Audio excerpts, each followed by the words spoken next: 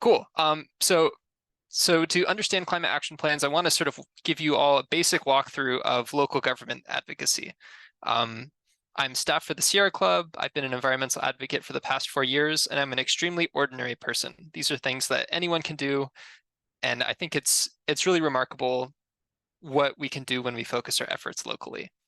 Um, so before I begin, I just want to talk about some principles that I think are really valuable. These aren't like the ultimatums, but just some things I want to bring up. Of course, reducing greenhouse gas emissions is core to any climate action, but we also cannot forget biodiversity and its key role both in protecting us from the negative effects of climate change and also for just having dignity in itself, for being worthy in its own right, externally from us. I also think equity is really important, particularly being mindful of like consulting and supporting frontline and indigenous communities. Support your water protectors and pipeline activists. Education is really important. We all have different roles in this crisis. Some of us are more researchers, but I think, we're really part of a relatively small vanguard relative to the general population. So I think once you develop these skills, pass them on. Education is really important. That kind of ties in with leadership. I think we really are kind of tip of the spear here. And lastly, let's collaborate with different groups, with other people who use different methods and tactics. I think let's break down silos and share tools with people who agree with us. All right, so a few tips before we begin. Local government is what I'm going to be talking about mostly today, because I think well, personally, it's where my skill set is. And also, I think it's where there's a lot of opportunity for action.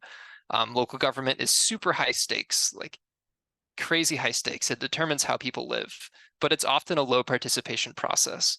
What this means is, here, I'm going to hide my thumbnails here, just in case you can see them, and it's covering up my screen. Your words do have impact in local government. And you don't need to be an expert to actually have that impact, even though we can learn from them. Other advocates in this process will often be eager to educate and help you.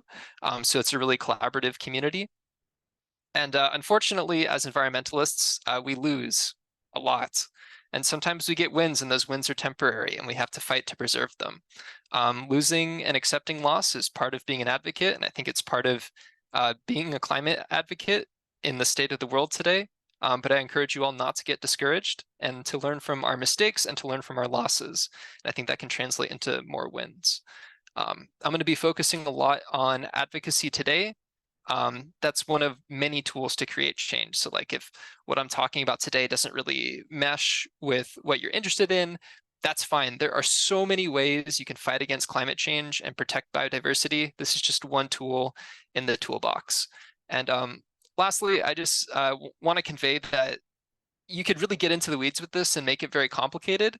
But on a basic level, it's actually pretty simple and easy to have a really powerful impact. And I'll cover that right at the very end. I wanted to talk about a couple barriers to success and overcoming them. One of the barriers is just like a lack of public education on civic processes and environmental policies. Like I didn't know about any of this stuff when I was in high school or even in college. And I really wish someone had taught me. And so I think a lot of the education work that a lot of our city teams are doing is amazing and really essential. And another barrier, I mean, especially for me personally, is just like this sort of doom and gloom and scale of the problem of climate change. Like the more I zoom out and think about it, the more it kind of can make action feel impossible, like emotionally. So I think for me, the solution to overcoming that has been hope through action and hope through local action. Taking wins at a local level that may feel small, but what happens is when we win locally, when we get ordinances and climate action plans passed that have good language in it, that ripples. Our little wins ripple into other cities. They ripple into county decisions, into statewide decisions, which can motivate federal policy. Each of us is like a small catalyst. And, we are starting chain reactions for good. So even small wins are something truly remarkable. And I think we should really take the time to celebrate those. Okay, I'm going to skip through a lot of this stuff here.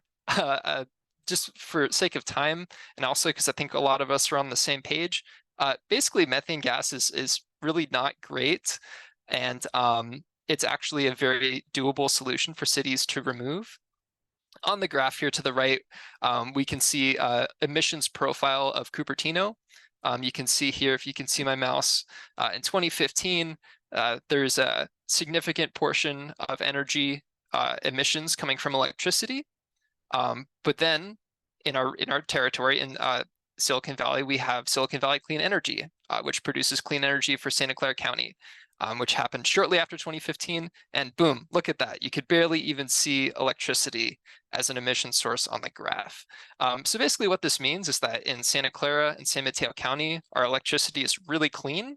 So by electrifying, we can reduce a significant portion of emissions. But there we have this big blue bar here, and it actually has grown from 2015 to 2018, natural gas and natural gas pipelines. So that's a big thing to tackle locally.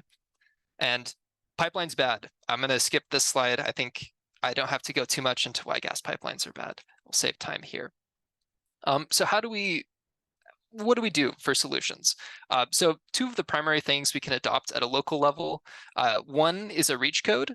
This is basically a law that governs what can and cannot go into a new building. So what a lot of cities have been doing is they pass a REACH code that says your new buildings cannot have gas pipelines in them. And we're basically stopping the bleeding because we know gas pipelines are an issue. We know they contribute to climate change. We can actually build all electric buildings for cheaper, and they're healthier to live in. So there's almost no reason to go with gas, other than the fact that like some developers just kind of have this like inertia of, they've done it the same way for all these decades and they want to keep doing it the same way. But we've had over 50 cities in California pass these building electrification ordinances that restrict gas in new buildings. We have some photos here from a couple celebrations of that. And it is one of the great solutions. I also want to talk a little bit about climate action plans. I've linked to you Cupertino's and Morgan Hill's climate action plan. And what are they?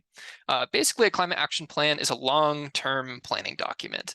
It's usually not legally binding because the city has to opt into legally binding themselves to the document, and most of them don't want to do that.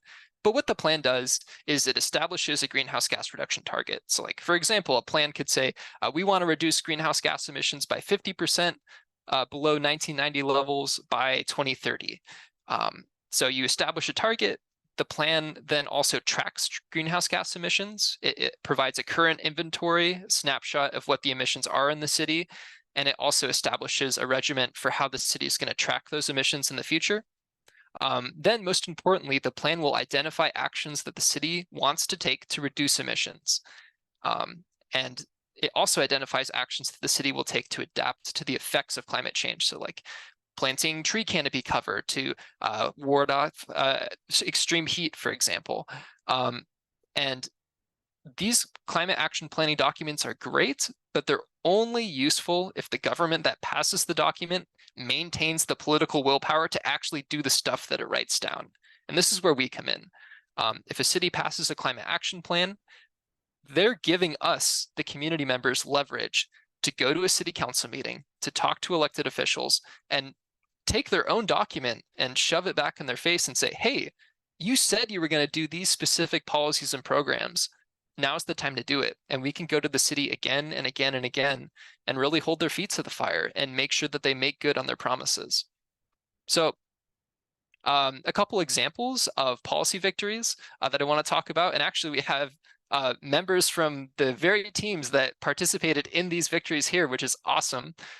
Cupertino was thinking about passing a building code, a REACH code, and the language allowed for new gas pipelines.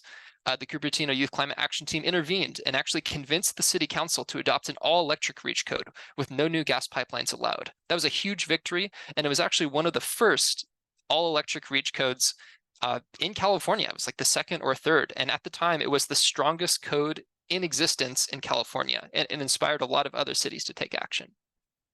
Another victory was the city of Morgan Hill did not have a climate action plan.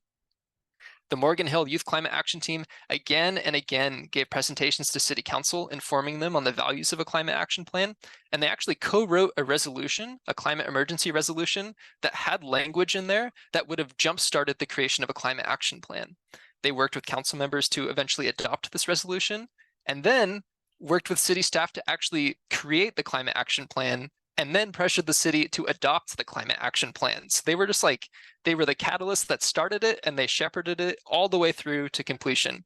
And if you actually look at the Morgan Hill Climate Action Plan, you can see credits to both Dia and Jared from SVYCA listed in there, which I think is amazing. So like, how did these wins happen? Like, how do we advocate? And to break it down to its core components, advocacy is basically saying the right thing to the right person at the right time. If you do these things, you can change the way governments operate, and you can change people's lives. So first, we figure out what power structures are: city council, state legislature, or school board. You find the people in those power structures, and you influence them in the most effective way you can. And then you use the meeting agendas of these power structures to plan your strategy. So some basic pressure points in local government, and apologies to those veteran members who are returning who probably recognize these slides. But basically, there are three main pressure points to local government. There's a city council or board of supervisors. These are the main decision makers, elected officials. They are the end all be all. They vote on laws, they give directions to staff. There's also commissions and committees. These are like one step below elected officials. They often provide recommendations to elected officials. So they review policy, they make recommendations, but they can also be very powerful in that regard. And then there's staff and the consultants that they hire. These are the folks who actually do the work. They write the laws, they take input from commissions and council, they take input from public comment.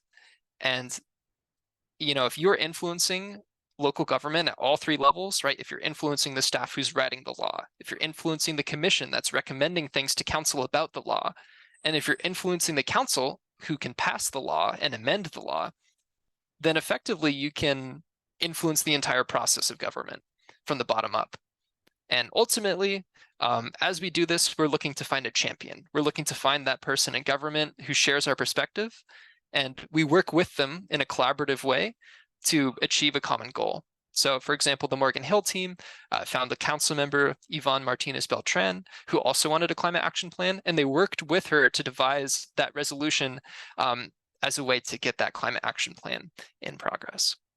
And so I just want to stop really quick here, and I'm actually going to hop to Morgan Hill's climate action plan. And I just want to scroll through it really quick just to cover some of the basics here. The best way to read a plan is to Control F your way around.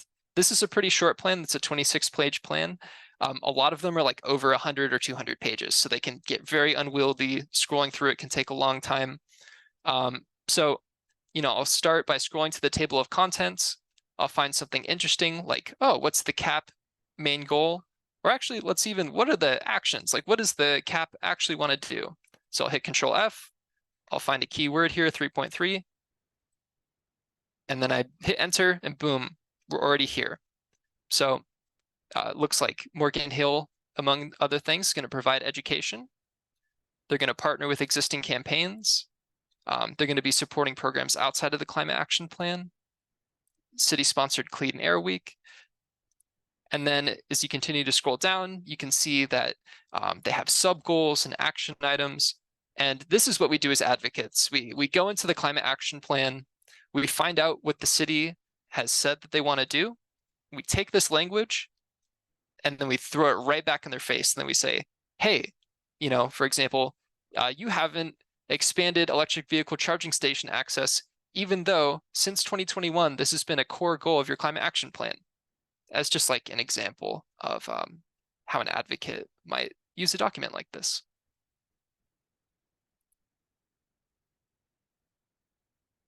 I also want to teach you all how to navigate agendas. I think this is a really critical skill, and it's going to be really confusing at first, to be honest. I think like city websites are designed by like evil gremlins that are trying to make things as difficult as possible for the public to navigate. I'm being partially joking here, but it's kind of unfortunate how difficult and weird these things are to navigate for someone who doesn't who wouldn't know to look for it. So basically what I do for any jurisdiction is I type in city of, like San Jose, for example, city council agendas. And, you know, after clicking through a couple links, let's say Sunnyvale is an example, because I already have a web page loaded here, you'll get a meeting that looks like this. And this is going to look identical for almost any body you're looking at. So even if it's like a city government, a county government, like a public agency, you'll eventually find your way to a meeting page like this. There are some key tools here. So you can search by time. So like I can find the meetings that were last month or like 2014 or this week.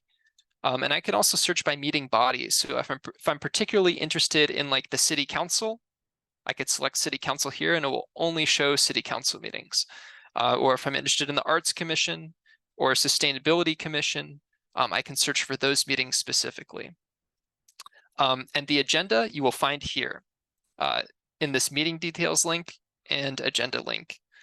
Basically, they're the same document. One is just an HTML version, and then the PDF logo is the PDF version of the agenda.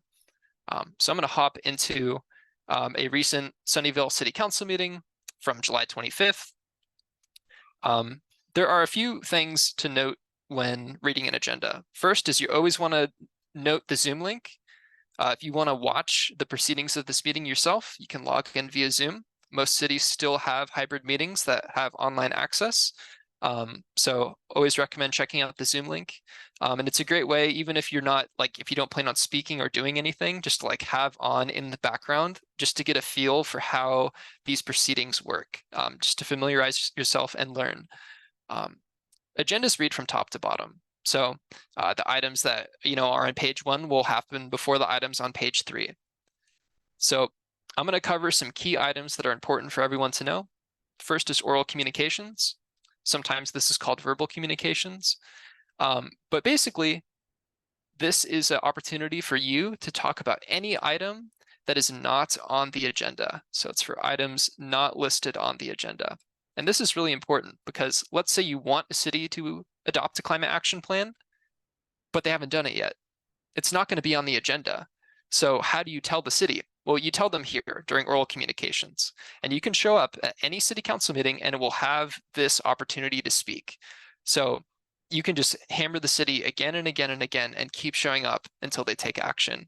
And this is what happened. I saw, I chimed in a couple times, but there was some really motivated community members in Campbell who noticed that the city didn't have a climate action plan and wanted it, and just showed up again and again and again during oral communications and really just lambasted the city council on their inaction.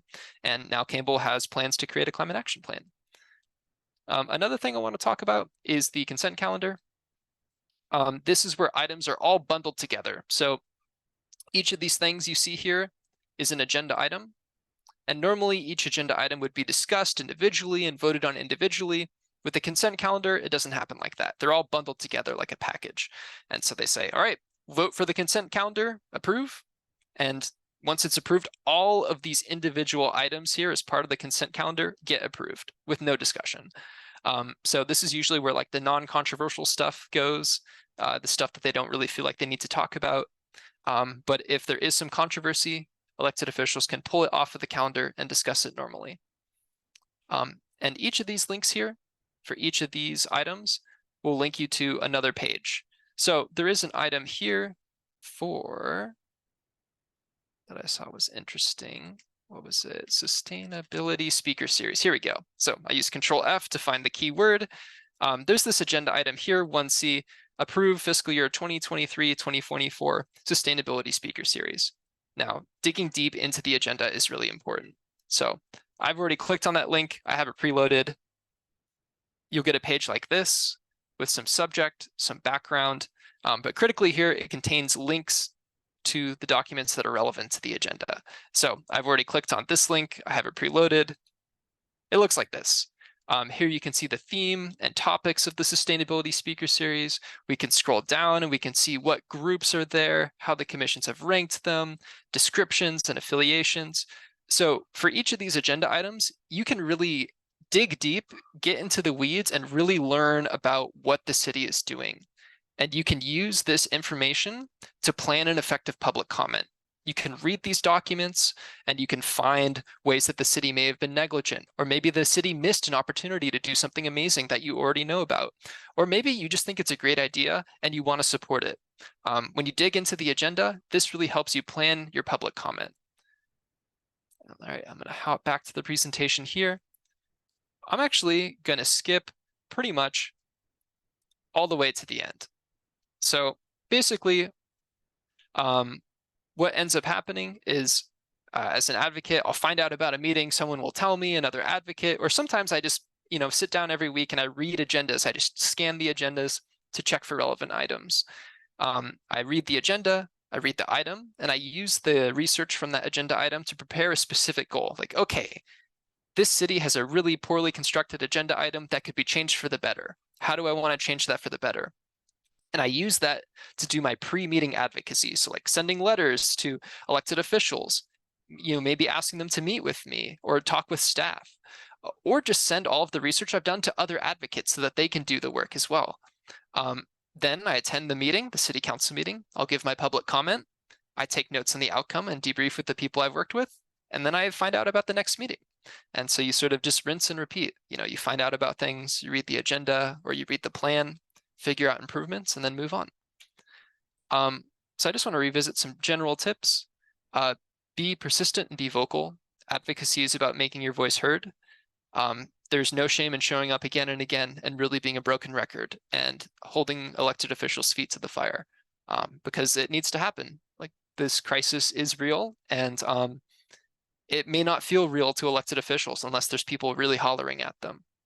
And for folks who gain experience, please help teach new advocates. We have a lot of wonderful, experienced people here who are already doing that. And for the new folks, you can learn from other advocates who have, been in your place, who can help coach you through your first public comment or your first email to a city council member. It may feel scary, but these things are actually surprisingly easy, and they can be tremendously powerful.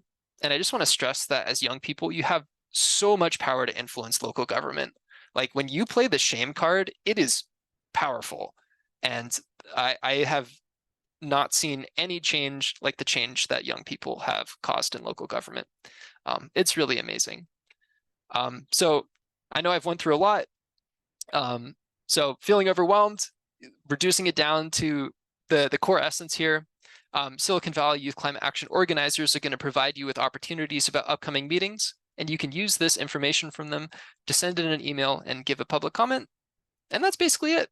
These 2 steps, you can have a massive impact. So I see that we're coming up on time. I'll stop sharing my screen. Hope I covered enough there. And yeah, thank you so much for being here, everyone. Can we all clap it up really quick for Dash? That was fantastic.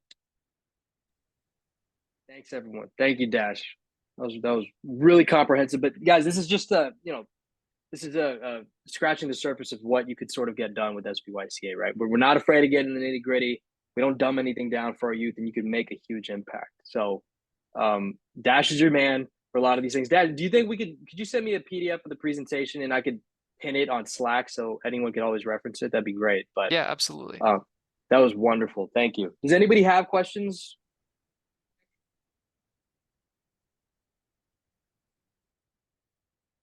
Getting late, and we said we're gonna. Oh, go, Felicia. Go ahead. Yeah, so I was wondering, say if council members are going to vote on this quite controversial topic, and we know the vote might be like split half. Is there what would be a good time during the council member meeting to comment, to either say, hey, I urge you all to vote for this way instead of that way? Would it be also at the beginning or like somewhere in the middle? That's a really great question, Felicia. And basically every individual agenda item has its own public comment period attached to it. So let's say the council for that day is going to be passing a climate action plan. There will be a specific public comment section specifically for that climate action plan item. So the way the flow of the meeting will go is staff will give a presentation on the climate action plan. City council's members will get some time to talk amongst themselves and ask clarifying questions, and then it's time for public comment. So members of the public speak. You basically just raise your hand on Zoom, and then after that, the council members will vote. Thank you. Great question, though. Anybody else? Okay, wonderful. In terms of next steps, again, I think the biggest thing that you all could do as new members, and those of you who are still active members, make sure that you're on Slack and that you're joining Slack, because we're going to change and move all of our communication channels there, and start reaching out. If you haven't already reached out to your co-leads, try to get to know them, understand what we're getting involved with this upcoming year, and be proactive. I think the best of our youth have always been the youth who are the most proactive, who want to take on opportunities and initiatives. So we encourage you to do that. But thank you all for taking the time. I know there's a long time. And thank you to Dash for that wonderful training. This recording will be on Slack if you want to reference it later, or even share with some of your friends in high school. But thank you all for joining. We're excited to have you as a part of SBYCA. We appreciate it.